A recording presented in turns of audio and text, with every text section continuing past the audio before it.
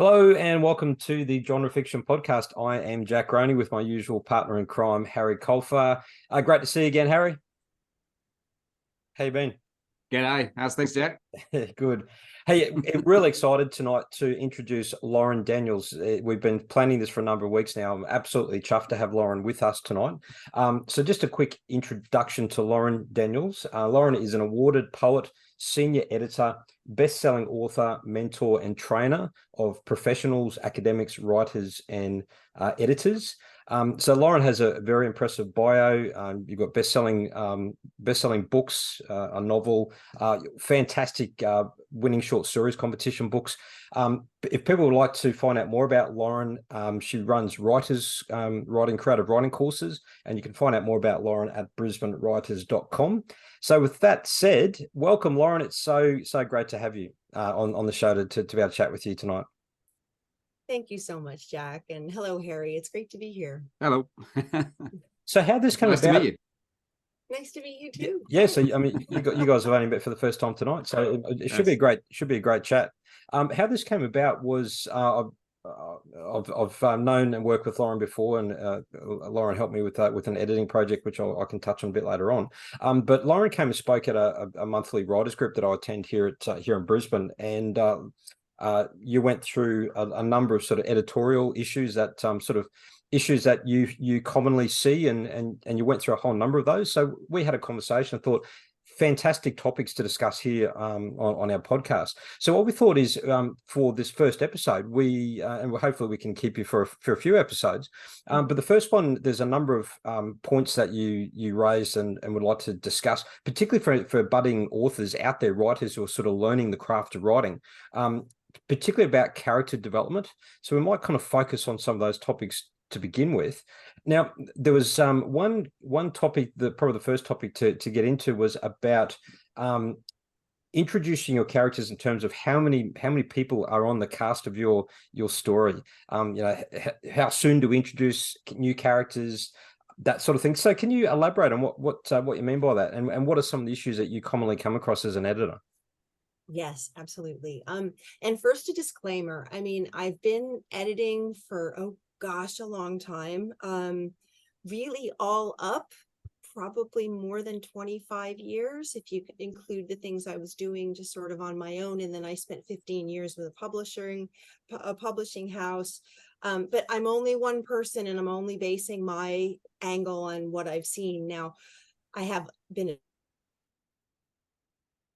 judge as well for competitions, and I've worked for a few different houses now, and I am freelance, and I do a lot of online courses to stay fresh, because this is a rapidly changing industry, as writers would know out there. I mean, since COVID, it's changed, and the ebook has changed things, and AI is changing things. So I do try to stay on top of things, but I know that among editors there are lots of varying opinions, so I just need to say that first. Sure. Now, when it comes to characterization and cast size and all that, this is a really common issue that I see with first-time authors saying, hey, this is my first novel, will you have a look?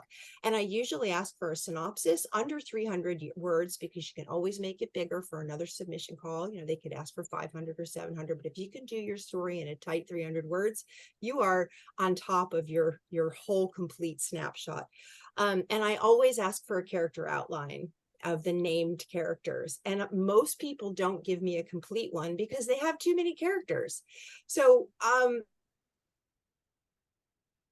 I think what happens, and it reminds me of the bit of satire that The Simpsons did. I don't know if anybody remembers Poochie, but they had a Poochie episode where they made fun of the very thing where TV shows march out a new character when the ratings dip, Mm-hmm. And I think that's what happens for writers. We might hit that middle sag of our story, that middle saggy bit. So we bring out Todd, or Fun Bobby. And it's just one of those things where you can lose control of your cast. And I think the metaphor I used for the group that I spoke to with you was at a dinner party. How well do you get to know 25 people at a dinner party, and how well do you get to know 5? So you're asking a writer to remember their qualities, their goals, their motivations, their flaws, their names, their features. you're asking your readers to invest in them. And usually we have more than we need. That's why Faulkner said, kill your darlings. You have to hack a few out of the story, but save them for another story if they're lovely. But they all need to bear fruit. And another thing that I find is when a character enters the scene in Act 3 or the last third of the book, you see this person just kind of show up.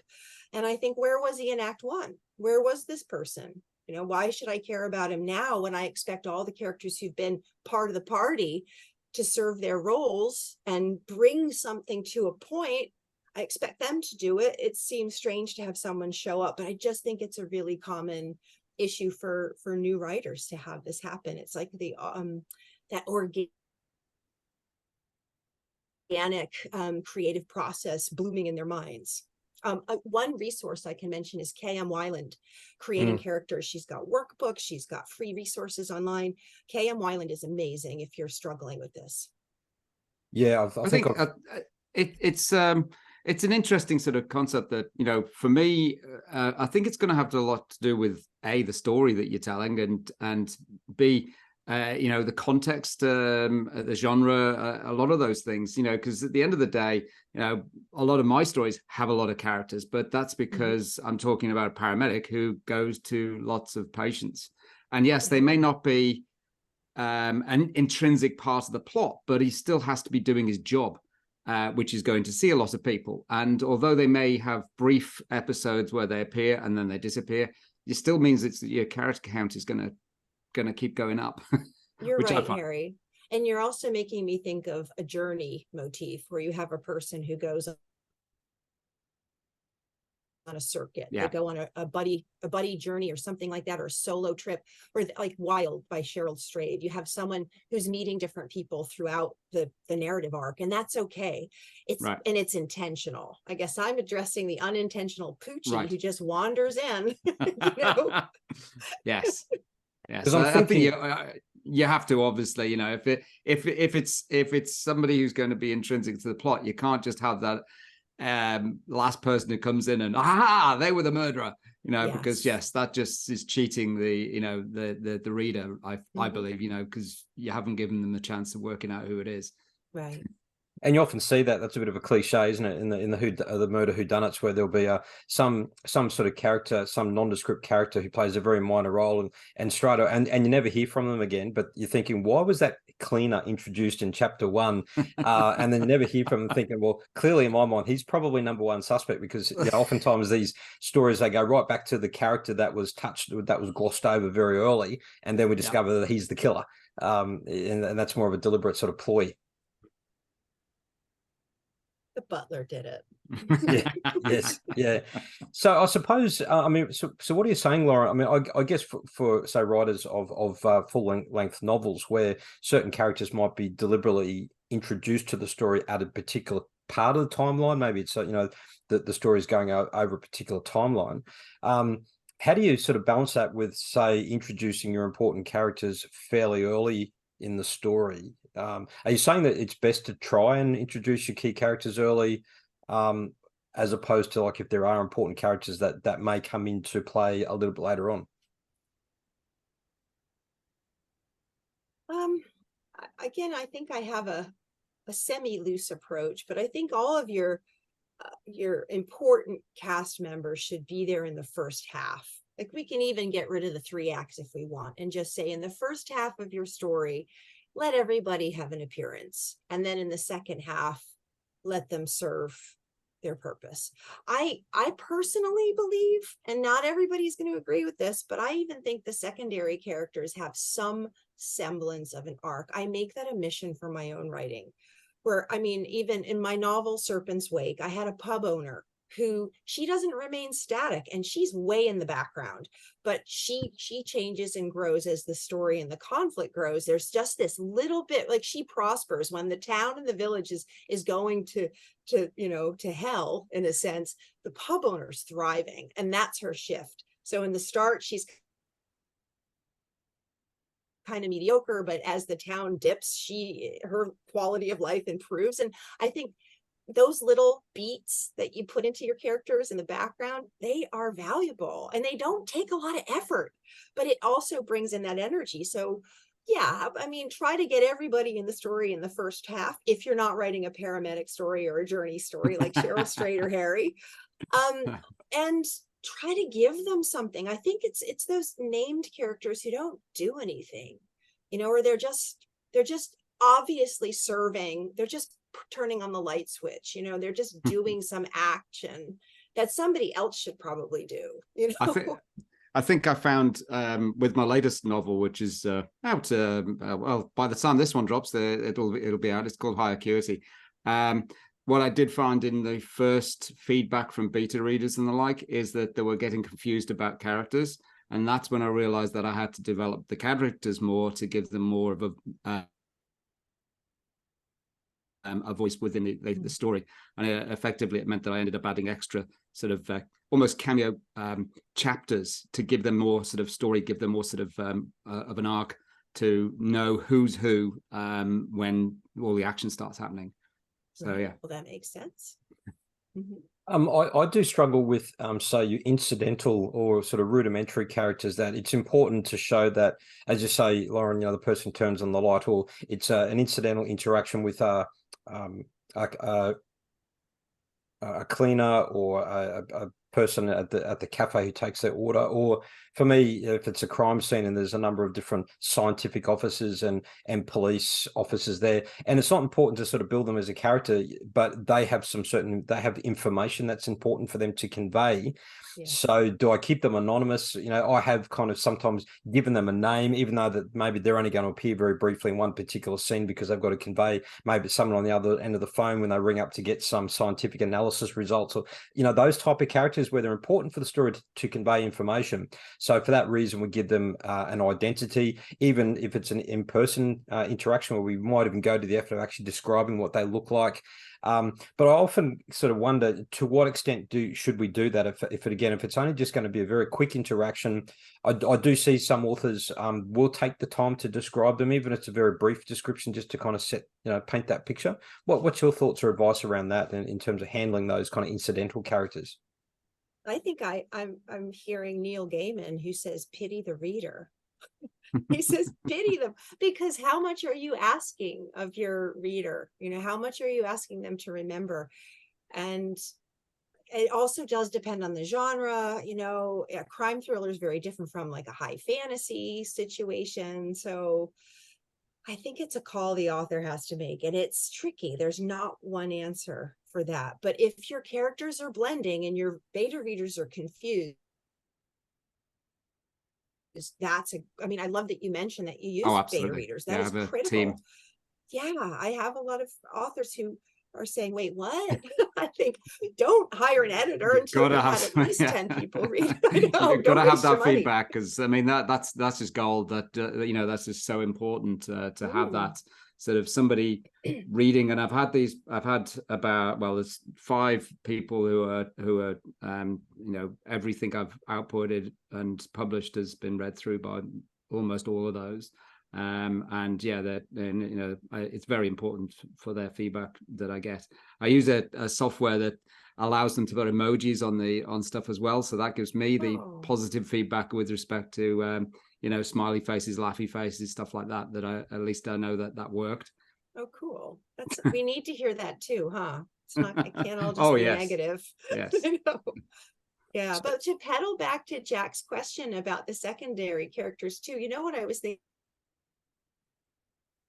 thinking of was it No Country for Old Men, when Death goes into this corner store and he's got a coin, and even the corner store owner mattered. You know, I think he only appeared once, but he broke a sweat. And what did that do? That secondary character showed us a little bit more of Death and what he was like. It wasn't wasted. He just go in, buy a Gatorade and leave. He toyed with that man. Death toyed with that man. And I think use your secondary characters to illuminate your primary ones. I mean, that's what they're for. And don't waste a breath. Like, and really, if you want to get good at this, write short stories, and they will attract more attention to your novels. Really. Like all the big authors out there who've done their, you know, they've got their names on awards and all that. They've got short stories as well. And that just, you know, points back to their work and gathers new readers, and it makes them sharp, because you can't fluff about in a short story. Every single person has to have weight. Well, as Jack will know, well, last year I released my collection of short stories, which was 32 short stories with the same character. 32. Oh, good on you, Harry. So and 3 of those have won awards. So yes, it is definitely a way of producing tight prose. Yeah. Oh, congratulations. That's wonderful, Thank Harry. So, Lauren, I really like how you explain that in terms of the primary characters, using those primary characters to illuminate your secondary characters to illuminate your primary character. I really love how you sort of put that, and I'm going to remember that. It explains the importance of those secondary characters, because it adds a little bit more to your primary character in terms of how he is having impact on those people, whether he's intimidating those people and toying with them, and their reactions to his presence and what he does and says. I think that's absolutely brilliant.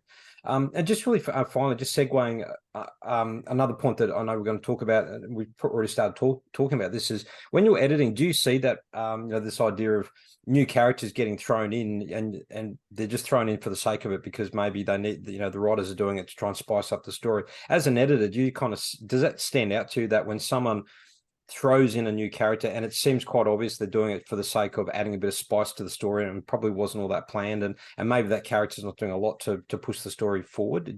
Can you sort of pick that as a bit of a red flag when you read that? It's like ringing a cowbell, Jack. Like it really clangs for me. And I have a little inward policy where I don't like to tell authors which characters I think should go, and they'll even say I'll say to them, your cast is too big, rethink. And I went and I studied at Emerson College in Boston, which is a really good writing school. I got my master's there while I was working full-time in publishing, and they really enforced, don't write the piece in our workshops. They said, never tell another writer how to fix it unless they specifically ask you, and they're really good friends with you, and you're really cautious, and you use cautious positive wording. Like, they really enforce that perspective, and I'm forever grateful for that, and I share it wherever I go here. So when I edit somebody's work and I can see that, or I can hear the cowbell, I'll make a note of reconsider, do that character outline chapter by chapter, tell me whatever character's doing, how they're propelling the plot, how are they deepening the theme and the conflict, etc. But I don't like to tell them to kill off a character. I don't like to do that. I don't like to say, take this person out. And even if they ask me directly, it feels like that's too close to the bone for the creative process. And I have a lot of respect for that. And I find that the really good writers out there just need a little nudge, a nondescript sometimes nudge, and they'll fix things themselves. They'll know what to do deep down. And then it's their story, and then there are occasions with authors where, and this happened to me, where someone has to tell you, look, this character has to go. And it happened with Serpent's Wake, where the publisher called me up. We were almost done with the editing process, and this book had been edited, and he said, you have to kill off this character. And I had 2 alternative endings for this. I'd written it out, one where the character stays in the story and one where the character goes. And I said, but hasn't everyone already been through enough? And he said, kill him. And I had to do it, and I felt terrible. But I know, but he was right. And the best publishers and editors out there are not trying to cookie cutter your story. They're trying to make it as great as it can be. And I did what I was told, and it was a better story for it. He was right. The only query I do have is that I like to keep my paramedic sort of scenes as realistic as possible, as truthful as possible to how we operate and the like. But when I read a lot of crime fiction, I come across the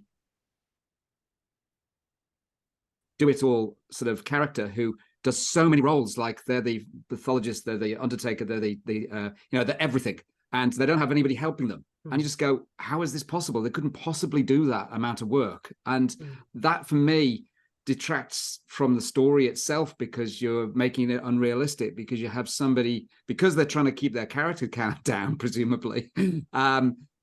You've got one person doing 10 people's jobs, and that just becomes unrealistic for me. Yeah, it would be. I mean, when we're talking about crime, I have to say I'm a huge Thomas Harris fan. Like, I loved the whole Hannibal series. And there are moments where Jack Crawford just picks up the phone and gets someone else to do it. And we don't hear the other end of the phone call. And that's okay. Like, as a reader, I just rode with that. I mean, he started, I think he was an investigator or detective, psychological profiler, that kind of thing. And I trust him as an author. And I think it works. You don't have to have a Mary Sue who does everything. That's another term that can be interpreted different ways, but somebody who just does it all and then dies, especially the Mary Sue story. Yes. And I was just really quick segue. I was watching a new show on, it was one of the streaming channels. It's called NCIS Sydney. It's based on the NCIS crime show in the US, and there's a series based in Australia. But you can see that there's budget limitations around the number of people in their cast, because a situation which would it was the Navy investigators and the Australian Federal Police, a situation where there would normally be multiple players involved. They've got like 3 people, and 3 token people doing. There's one forensic officer where normally there would be heaps, and there's one detective, and there's no bosses, and you kind of think that clearly they're just trying to convey the story through as minimal characters as they can on the cheap. Right.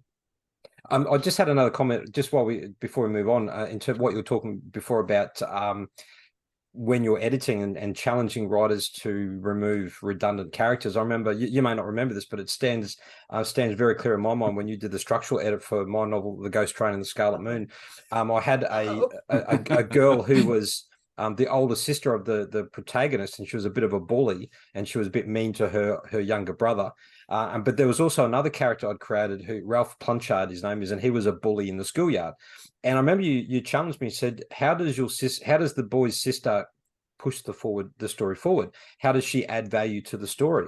And when I really looked at that, you were right, and like you were with all your advice. And so, based on your advice, I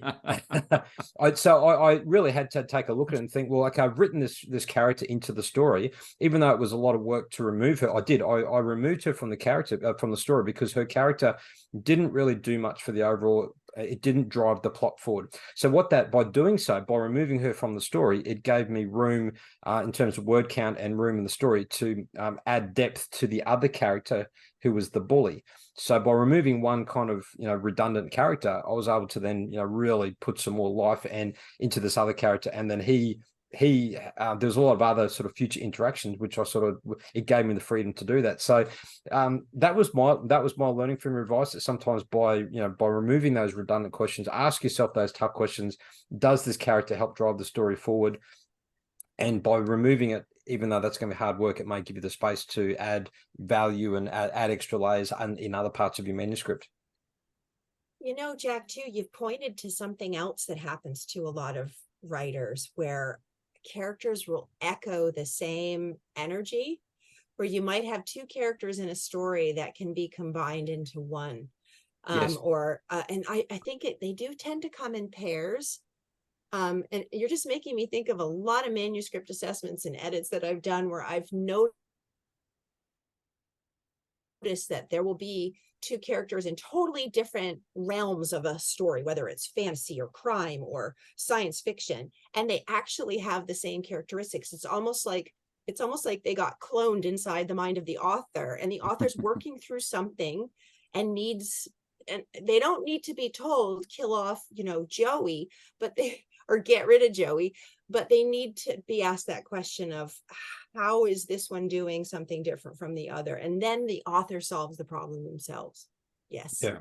Yeah. And that was my learning, that the good editor will ask the questions, and it's up to the author to make those changes. We do need to push on. There is another broader topic which I'd like to introduce, and it's about character arc. So if I could sort of draw your mind to that kind of issue, what really makes for a satisfying character arc? What are your thoughts on that? Oh gosh, I just ran a workshop at Redcliffe library yesterday, and we were talking about this. I think when a character wants something and then they also need something, and by the end of the story, they don't necessarily get what they want, but they get what they need. That little thought sits in my head for all my writing exercises that I do, all my writing projects, where I think, what does this character want? What do they need? Maybe they, maybe they need a lesson. Maybe the thing that they want is terrible, and they don't realize that what they want is actually damning them in some way. So instead, what should the plot deliver? So I think that little turn, and also it makes your story a little less predictable, and it strikes that balance with characterization as well, of making your story follow a bit of a pattern that your reader adheres to and says, oh, I can see where this is going. And then bam, you hit them with something that they say, I should have seen it coming, but I didn't, So if and I think you have to write through the story sometimes to figure out what it is that they actually need. I mean, it takes some doing, it takes some trial and error and some deleting to sort that out. But I do think that little formula for people to consider, what do they want? What do they need? And let's give them what they need, not what they want by the end. Yeah, that's really interesting. Harry's laughing. I want to know why Harry's laughing. Oh yeah. I am. Yeah, it's, I agree that, yes, you've got to, but I find that, I don't know, it's odd because for most of my writing, I'm a pantser. And so I don't go through this whole plotting process to the most part. I do it as an after thing. Yes. And so then, as I say, when I got the feedback from the beta readers, I've got to build those characters a bit more. And so that's something that I do as an after thing, which is like building in those layers afterwards. But the actual process of writing is I just start writing and see what happens. And I think that's a Stephen King thing of putting people,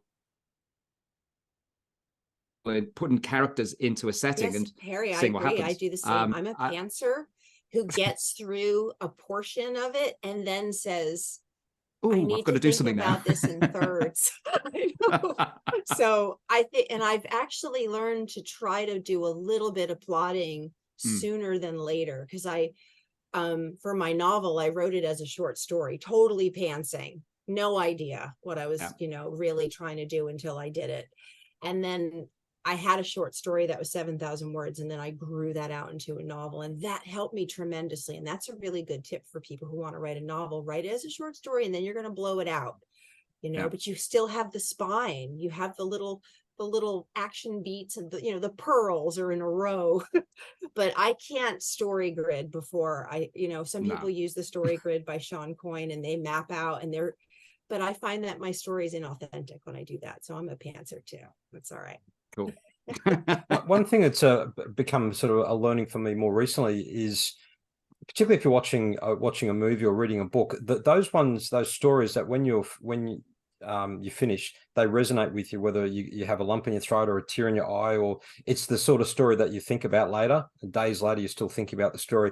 Often the most powerful stories are character driven. It's more about the journey of the character. And I know we like to write stories where a lot of cool stuff happens and it's entertaining, and a lot of my ideas for stories are just, I've got a cool idea, wouldn't it be cool if I wrote a story about this? But what I'm trying to do now is I'm in the middle of a police crime historical story told over 2 timelines. It's a manuscript that I'm well through, but I'm really trying to force myself to make it character driven. So rather than just this cardboard cutout policewoman, female detective trying to solve a crime, I've got to somehow tell her story as well, so that her as the main storyteller resonates with the reader. So that's sort of what I'm trying to do to sort of improve my own writing. What are your thoughts on that, Lauren? Oh, I think it's sounds great. I can't wait to read it. Trying to get some free advice here. Yeah. Yes. Well, I love that idea. I mean, and I love the idea of character-driven crime. And you know what? I actually, for a lot of the things that I'm seeing out there, I don't think just strictly plot-driven is as successful right now. People are craving characters with complication, depth, contradiction, flaws, all that wonderful human stuff. So I think it makes it richer. And I'm excited to see your female detective and what she's like. I want her to be complicated. And I'd love for her to do something that would jar the reader occasionally too, surprise us. And, I can't wait, Jack. Yeah, I've hit a bit of a brick wall. I'm taking a bit of a break from it because I did feel that it was a bit flat. Sometimes in writing, it just feels a bit flat. I need to go away and fill my tank up with ideas. So I'm kind of at that stage at the moment. So I'll push on now. And there's another point that I wanted to talk about with you was character voices. I know I've heard you speak about this before, where you describe instead of using dialogue tags, as a writer, we should be striving to create very distinct voices for our characters. So what would you like to discuss on that issue? Oh, this is such a good one because I've noticed a shift in the last, I would say 3 or 4 years with dialogue where the said and the asked are disappearing a little bit. They're still there. Don't panic, listeners. Don't panic. They're still there. But instead of, come down from that tree, Stanley shouted, we're seeing come down from that tree. Stanley planted his hands on his hips.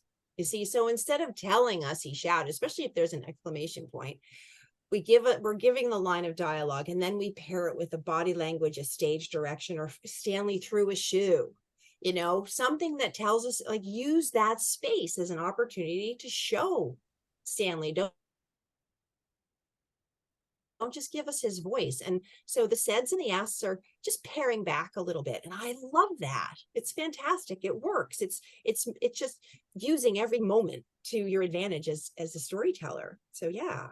I don't in my latest novel, I don't think so I've used said. Good for you. Look at you blazing a trail, Harry. I can't. I think I think I've mentioned this before, but it really struck me. I know that the whole idea is that you don't want to have dialogue tags. You only should be using said at the back, and all that sort of stuff. But then I just was listening to audiobooks, and it just became very confronting that said so-and-so, yes, said so-and-so. And it just became so repetitive. And it was like, no, I don't like this. And so I then chose to delete it completely from my writing. And yeah, I really don't know when was the last time I used so-and-so said. So I'm really glad you mentioned audiobooks because I think that's what prompted this. That's my little private theory, is that so many people are having their work converted to audiobooks as well. And we're hearing that. So the writers got the message. Yeah, I think if you're reading it, you sometimes gloss over it, but where it's in an audiobook, it's in your face. And so it becomes really sort of, as I say, repetitive. Yes. There's me repeating what I've just said to emphasize well repetitive. Done, sir. And Lauren, just on this in terms of voice of character more broadly, I think this was another piece of advice that you've given. Voice in terms of each character having a very distinct way of speaking, so that if you were to take away all the dialogue tags altogether, what we should be striving for as writers is that for our readers who know that they will know who's speaking based on the way their speech and their attitudes, and then maybe it's their inner thoughts, their actions. Again, so any sort of golden tips on that? Oh my gosh, I love this. And I do this for my own stuff because I read a lot of manuscripts where all the characters sound exactly the same. And interesting, they all sound like the narrator, who sounds just like the author. And I just think, I don't know who's talking. Where are we? What's happening? So a really good tip is to take away the dialogue tags just mentally and ensure that there's variation in their voices. Now, I don't mean, like using that clipped spelling. We can't all be Peter Carey and the Ned Kelly gang. Like, you can't do that unless you're Peter Carey. You can't chop and change people's voices, and it's really frowned upon, actually. And I have a really good resource for writers. They should check out Louise Harnby's tips on dialogue. It's Harnby. Louise Harnby. She's an editor, and she gets other editors as well to contribute to her blog, and she's amazing. If you're tempted to put accented English into your dialogue. And this was something at Emerson as well. If anybody pulled it, and there was always someone who'd pull it every term, and the teacher would come down on them with both boots, because it's really clunky and it's kind of tinny. So if you, let's say you want someone to sound like they're from London or New York, I get it. Oh, and as an American reading Australian manuscripts and seeing someone try to do the New Yorker, I'm like, oh my God, what is this? And the secret is, do something subtle early, and then your reader hears it in that accent for the rest of the time. You don't have to ham fist it, you know. Just do something early on. You can clip a letter, but just do it once, you know, and your reader, and give them other attributes that reflect that origin that you're trying to show. And then, you know, trust your reader more to pick up on it and to hear it in that voice, because they will. So that's a really good tip, is minimal, you know, less is more for that. Yeah, I really like that tip, because sometimes we can try too much to write in phonetically using accents and clipping words to try and, you know, phonetically sound out the way the person is speaking. So I really like that idea of set that early, and then hopefully your reader will adopt that in as the story progresses. One other little point just on one comment on that, I do have one character in this latest book who does have a very strong accent, but basically everybody who listened to him struggles to understand what he's saying. So it's sort of repetitively sort of commented on. It's like, this, you know, listen to this guy's hurting my head sort of thing. And so not to have an accent in there, not to have that sort of a dialogue which is accented, would then be confusing if you were reading it. I don't know. So we'll see whether it works. I think if you're getting that kind of feedback, which a lot of people do, they say, it kicks me out of the story. I have to go back and reread and decipher what it was that this character is saying. I think you can just do a couple little hints, because it's important to capture a voice. If I want someone to sound like he's from Brooklyn, I want the reader to hear it, you know? So how do I do that? I really think go light, be zen, a couple of brush strokes, and you're there. And a couple other little references, you know, and also word choice. He's not going to go get a pizza. He's going to get a slice, you know, like knowing your character and knowing the words they're going to choose and dropping those little seeds. That'll do it. I think your character, Harry, he was a Russian, or and he spoke in broken English. So it was important to really make that clear in the way you described his speech. Right. Yes, I do have a, yes, true. I have a Russian or Chechen. Chechen, that's right. But he's it's not really an accent. It's more of a case he just keeps on dropping words out because that's how he speaks. And so it's not a struggle really to read it. It's sometimes you may stumble, but of the beta readers who've nobody's actually commented on the accents being too sort of in the face. So all right. hopefully that works. There you go. I'd just like to move on to one final point before we wrap up, because time has got away on us. And this one, I know, again, Harry, yeah, I know, Harry. Because I was one of your beta readers for your book High Acuity. Thank you. Yes. Multiple points of view. Now I know you do this. You do tell your story through the point of view of different characters. So what are your thoughts on this, Lauren? I see a lot of head hopping, and I know from working with different publishers that they despise it if the story head hops. And I don't mean multiple points of view. I mean, within a scene, you jump from the thoughts of one character to another, and the reader gets jarred and doesn't know who's owning the scene, like who's in charge here. And I get a lot of emerging writers or first-time authors who think they're doing omniscient narration, but they're actually just head hopping all over the place. And it's a symptom of an author who's watching a lot of Netflix and they're not reading enough. And I actually had someone argue with me at Redcliffe yesterday saying that, no, that's not head hopping because there were chapter breaks. And I said, exactly, that's not head hopping if you have chapter breaks. So there's confusion around head hopping. And again, Louise Harnby, Harnby, check out her blog. She has a blog devoted to head hopping with examples that you can go through if this is confusing for you. And I don't blame you if it is. I mean, because it wasn't such a big deal 20, 30, 40 years ago. I even read the Chronicles of Narnia to my kids, and C.S. Lewis is head hopping. He has Lucy carrying the torch of the chapter. And then all of a sudden we're reading Edmund's thoughts of betrayal and telling, feeling sneaky and smarmy. And then, Lucy's carrying the torch again. So head hopping happens in the classics. So you have to be careful what you're using as a guide. But really, what you need is look at the Poisonwood Bible by Barbara Kingsolver, or Mudbound by Hilary Jordan. Those are two where it's multiple points of view and everybody gets a chapter. Okay. And then it alternates and it forms a pattern, and the reader feels comfortable because they feel that it's going in an order, and they just go with you. If you give them that structure, that framework, they'll do whatever you want, as far as following the points of view.